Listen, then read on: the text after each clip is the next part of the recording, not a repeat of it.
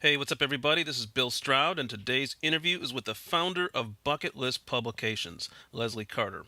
Her blog is an online travel and adventure magazine with over 50,000 subscribers and over 1.7 million views per month. It features people who are living out their incredible travel and adventure dreams all over the world. Her unbelievable story of how she got started and her incredible travel adventures will blow you away. The fears she overcame and the courageous steps she and her family took to live out their dreams will inspire you as well. All right, let's get ready for it.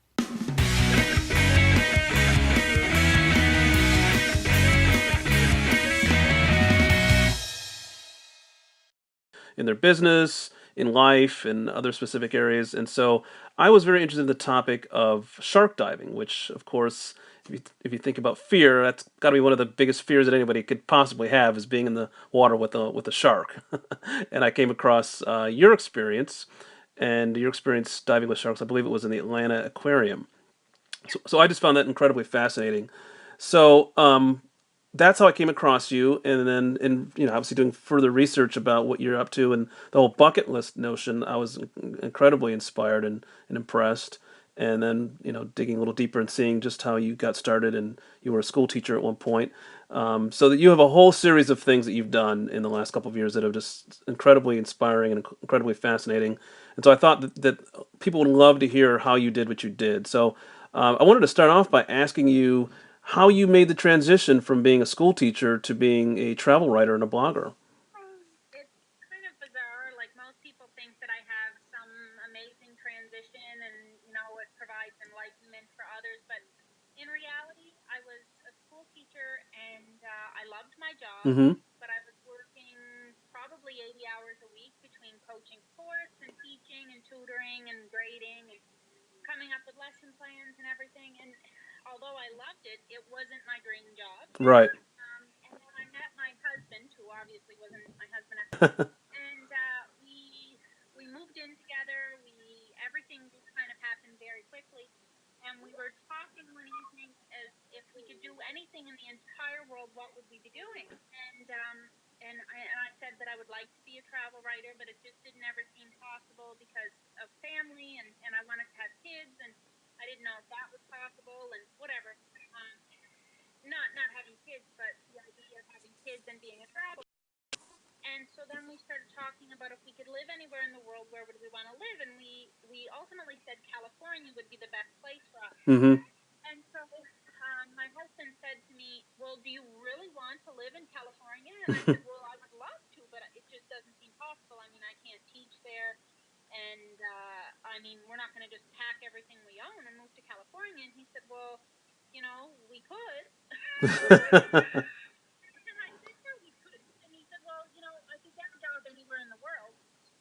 He's a software architect, and he is in high demand. And so the next day, we kind of let it go or whatever. And I come home from work, and he said, "I want to talk to you about something."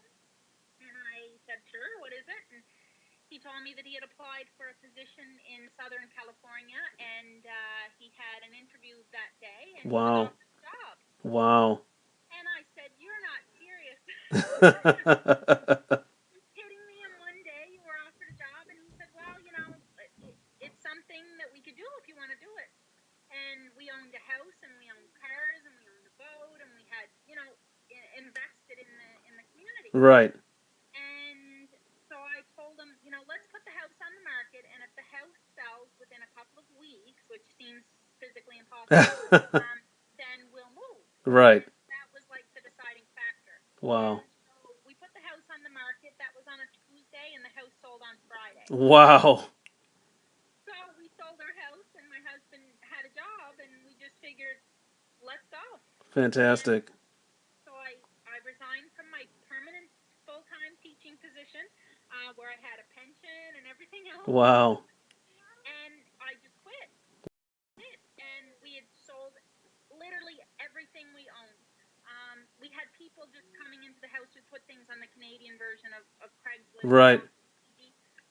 We had people coming into the house every day. We sold like dishes. We sold our boat. We sold a car. We sold the house. We sold everything that we could possibly sell, and whatever was left, we packed in a very, very, very and we drove from Eastern Canada to California. Wow. And we arrived, and we didn't realize the extent of the complications that would come from that. Right. But we had to basically create another person because neither of us existed in the United States. But when we first arrived, we drove right to the bank, Right. and we had to create a bank account. But I don't know if you've tried to create a bank account in the last however many years.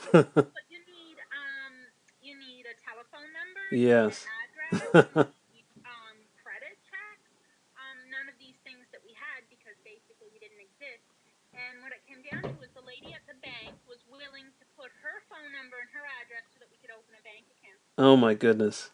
And then we said, okay, perfect, we have a bank account. Now, do you know anywhere that we could live? And she was like, this is the most bizarre situation I've ever experienced in my life. We're like, yeah, we know. We're going to get that a lot. And Wow. she told us about an apartment that was across the street from there that was close to my husband's work. And so we went over and we asked them if they had anything available. And they told us that, like, when would you like it? And we were like, well, today would be wonderful. Anyway, so then we couldn't get all the paperwork and everything signed that day. So the next day we moved into the apartment. And then I needed to apply for jobs because I'm in California and I'm not working and I can't be a school teacher there because it's not one of the jobs that's on the TN list, Right. which is like a list for Canadians if they want to work in the United States. Okay. So my husband said, well, you want it to be a travel writer. This is kind of a so I just started the blog. Wow. And my husband is a software architect, so I had his help. And he was working for Panasonic Avionics, Mm-hmm. and they had sort of like an SEO division Okay. that helped quite a bit as well. Wow. And I just went from there. I had writing experience in the past. I was writing for a couple of different travel magazines and stuff, but nothing that I could keep up with full time because I was teaching full time and I was Okay. hosting everything. And so I just put everything into it. Now you mentioned that your husband's company had you said an SEO division, so they had a search engine optimization division within Panasonic. Well, they had like a marketing division there that his friend worked for, and they kind of helped me out. But that's not. It wasn't like paid or anything like that. Right. No, I understand. I was just curious as to so you used SEO pretty heavily initially to get started then. Yes, Okay. right from the beginning. Okay. And my husband was doing training for different software programs and stuff. And every time that he would come home, I would be asking him about it. He would teach me new things and how to utilize the site in the Okay. best way possible. And so right from the beginning, I guess it just kind of, it went from a few thousand views a month to a few million views a month in a matter of 6 months. Wow. Yeah. And so I kind of hit the ground running. I mean, once that happens, then there's no going back. Right. Wow, that's fantastic. Now you've mentioned I read one of your blog posts. You mentioned that in terms of being successful, that you should celebrate one's successes as you go along, so that I guess you don't get discouraged, and so you can kind of keep the momentum going. So, what types of successes did you celebrate on your journey to success? Oh, everything. Everything from starting the blog in the first place. We were so happy. We made the whole thing a celebration, even though it was so stressful and so hard in the beginning. When I hit 100 views, I Hmm. was like the happiest person in the world.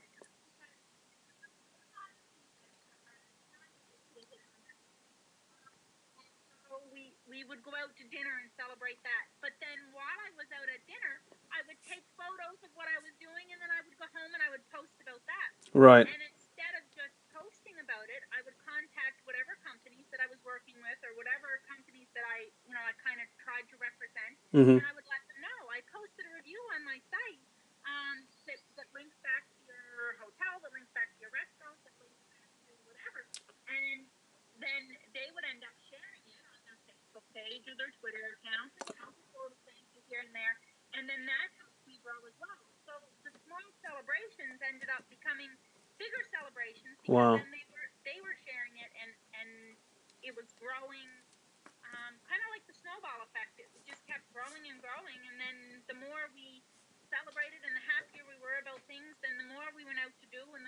Right? And the more things that we tried, then the more people that were willing to kind of represent us. So Wow.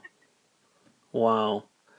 So that's fantastic. So what types of fears did you have to overcome to start all this? I mean, from just hearing your journey from being in Canada and being a school teacher to moving to California, there must have been fears, I'm sure. And then obviously, as you have done some of the things you've done, there are certain fears, which I guess you could talk about as well. But what kinds of fears have you had to overcome to start Bucket List Publications?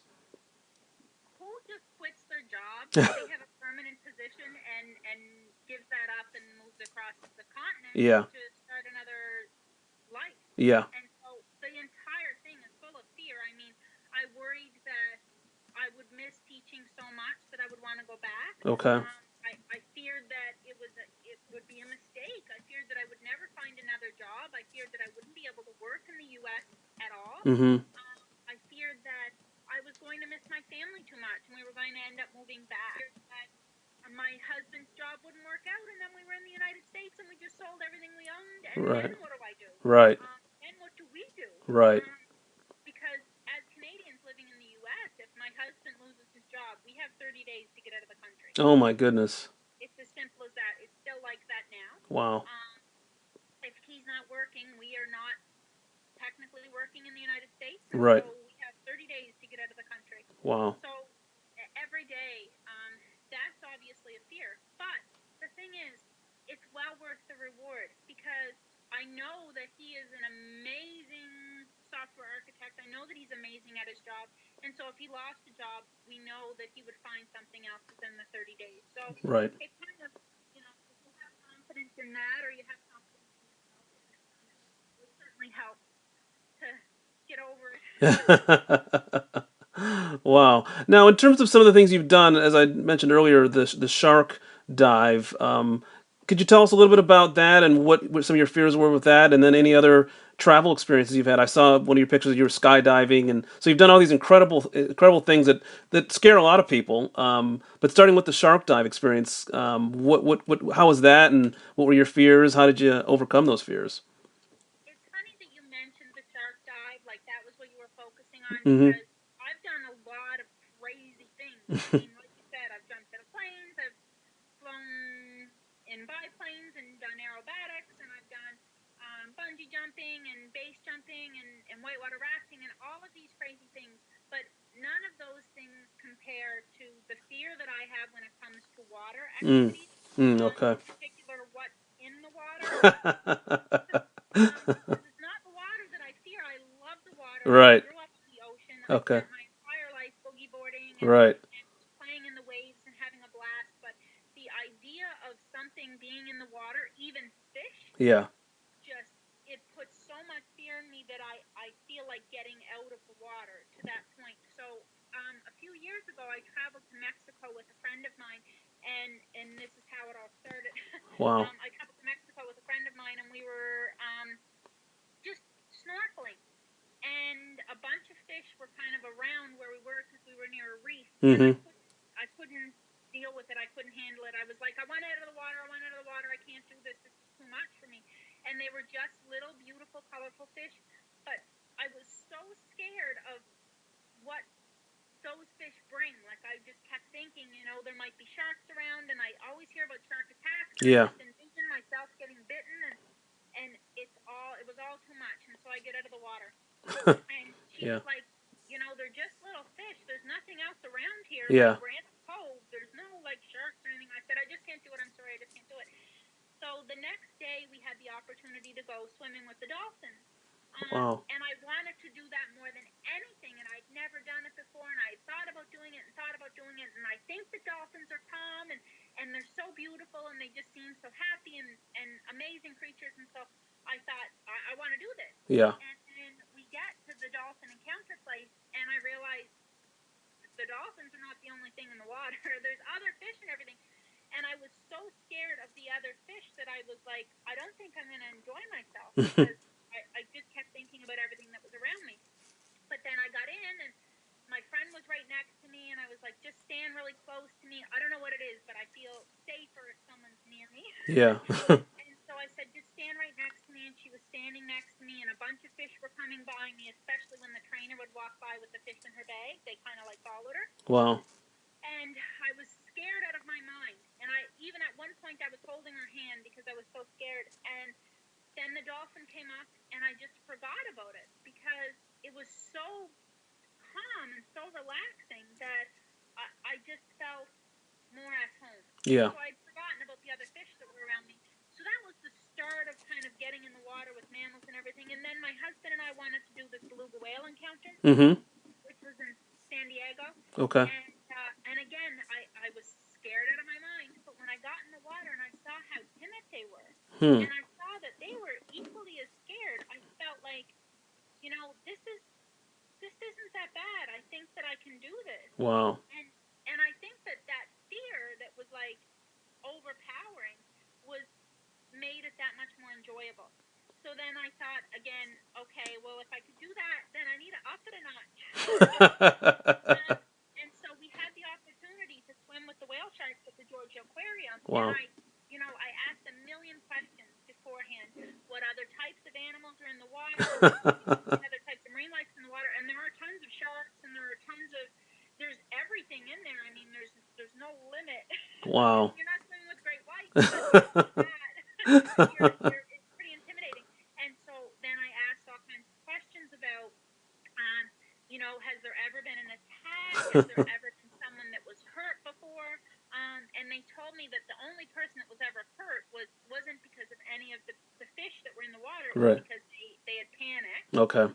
And they started to hyperventilate, and then they just needed to get out of the water. So, Okay. I mean, they had a panic attack, but they weren't hurt in any way, actually. Right. And so I was like, okay, let's do this. But I wanted to be fully aware of everything that was going on beforehand. So I felt like even though that's the scary part, Right. the more I knew, the more inclined I was to get in the water.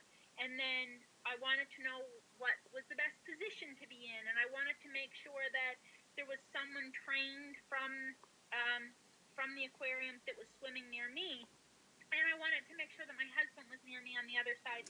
And so I asked if that was possible because you go in a whole group, Mm-hmm. so it's not like someone from the aquarium that swims with every person. It doesn't work like that. Right. And I said, I'm too scared to get in the water. Is it possible to have someone to swim with me? And they were good enough to actually get someone Wow. to swim by me the entire time. Wow. And so I got in the water. And when I first got in and I put my face under the water with the mask on and everything, Mm-hmm. I saw like a whole world of fish under there. I'm like, oh my God, I can't do this. I can't do Yeah. this. This is too much for me. And I started to panic and I started to freak out, and I kept having to pull my head up because it was like I couldn't breathe. Okay. I felt like I was drowning, but like I'm an amazing swimmer. I have my lifeguard certification. Wow. I've saved people from drowning before. Wow. It had nothing to do with that, but I felt like I couldn't swim. Wow. And so they were like, you know what? It's okay. Like, let's just think about a few other things that are going on. Like, think about how beautiful it is. Think about the fish that are around you they don't have any teeth. They're not going to attack you. And so I put my head back in and I just tried to calm down. And Yeah. I just started counting from 20, and I was counting down to 1, and then I would count up from 1 up to 20. And then a manta ray came up to me, like very, very close, and I held my breath. Wow. I didn't breathe, I didn't move, but it didn't touch me, and it wasn't aggressive, and it was beautiful the way it moved through the water. And I thought, wow, this is something that I've never experienced before. I've never been so close. It's like a whole new world there. And so I had to put my head up out of the water again and calm down and like catch my breath because I noticed that I wasn't breathing. And then I put my head back in, and then that's when two whale sharks came up at the same time, and one actually brushed against me. Wow. And it was the most unbelievable experience that I ever felt. Like I could feel my adrenaline pumping as if I just jumped out of a plane. Wow. And then I thought, I don't know why I was missing this before. Wow. Because it couldn't get any more beautiful, and it couldn't get any more exhilarating. Oh my gosh. I overcome something that I thought I would never do. And then, you have another 30 minutes in the pool, and I ended up calming down. I kept my head under the water for a while. Right. And then it was amazing. Hawaii and we got to swim with the manta rays at night. Oh, wow. We did a night snorkel, not a dive, just a night snorkel, Right. and they would come right up to you and brush against you, and there are lights everywhere to attract them, and there were probably about close to a dozen, um, and it was the most amazing experience I've ever had in my entire life. And Wow. so I'm so glad that I was able to overcome it, because the rewards when you're so scared of something like Yeah. that are far greater than doing any other extreme adventure. Now, so this really all began with the dolphins helping you to get acclimated to the water, then, it sounds I like. suppose, yeah. Wow. So that's fantastic. So the dolphins were helped to introduce you to being more comfortable in the water. That's phenomenal. Yeah, Wow. I loved that experience, and I guess seeing how gentle they were and how calm they were really just made all the difference. Wow. So any other travel experiences? You said you've bungee jumped, you've jumped out of airplanes. Any other things that you had fears of that you overcame in your travels? Well, of course, all of those things you're afraid. I Yeah. mean, 14,000 feet jump out of a plane and think, oh, there's nothing leisure about letting yourself fall from an airplane. Um, but all of those things, I wasn't as scared of swimming with the sharks, Right. except one. Um, the jetpack, Oh, the okay. water propelled jetpack flight. Oh my goodness. Yeah, it's over. We did it in Newport Beach in California, Wow. and you strap the jetpack to your back, and uh, you go out in the water, and the water propels you up in the air. You can go up like say 12 feet, Wow. and you fly a jetpack. And so I thought, I had done all these other unbelievable things. Let's do this, no problem. Wow. I got out there, and my daughter was only 2 months old at the time. Oh my goodness. Well, yeah. So I got off, and I was like up a little bit, and they kept telling me, if you don't, there's certain positions, if you get yourself in, they have to cut the engine because it's dangerous for Yeah. you. Okay. And so it's better to cut the engine than to let you get yourself into that position. Oh my And goodness. they kept saying to me, if you don't level out, we're going to have to cut the engine. And I was so nervous, and I kept thinking to myself, if something happens to me, I'm going to leave my daughter at 2 months old without a mother. Yeah. And it became such a paralyzing fear, Yeah. such a concern. I mean, I'm sure you don't, you don't understand, because obviously you're not a mother. Right. But as a new mom, like, you're already extremely emotional Sure. anyway. Sure. Sure. That added fear on top of that I was going to leave her, not of what I was doing, but that Right. if something happened to me, that I would leave her. It was just too overpowering. I Right. said, well, first off, I couldn't even do what they were telling me. I couldn't focus on Right. that. All I could focus on was the idea of, if I get hurt, I'm putting my child at jeopardy, because I will be leaving her. Right. And so I just kept thinking that, and I couldn't focus on what they were saying. So it was that I couldn't I couldn't get control of it. Yeah. And they did have to cut the engine, and I come down pretty hard. And you need to let your hand off of the propulsion. Okay. Um, Even if they cut the engine, you're still doing that. You're just not going up. Anyway, and I crashed into the jet ski thing that propels you, and it was a horrible experience. Oh Not goodness. that that was a horrible experience, but what I did was a horrible experience. Right.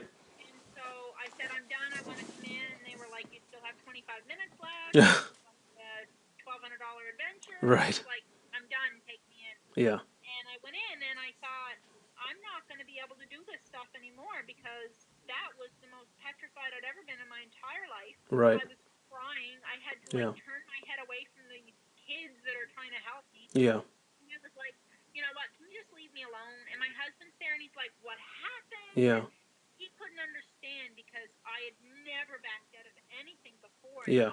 I'm always about following through on it and doing it, because I know how rewarding the experience can be.